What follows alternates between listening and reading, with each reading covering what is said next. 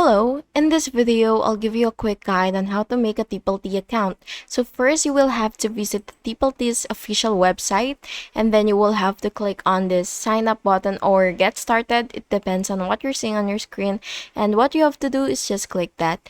And now you will have to choose your role as a payer or a payee as an individual. It really depends on the version that you have.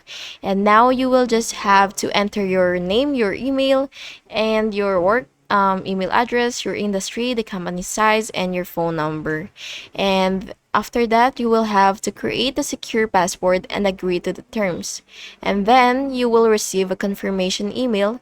You will just have to click the link inside to verify. And once you're logged in, you will complete your profile setup, including payment method, tax form, and country details. Make sure that everything is correct to avoid payment issues. And that's basically it. Please make sure to like and subscribe if this video will help.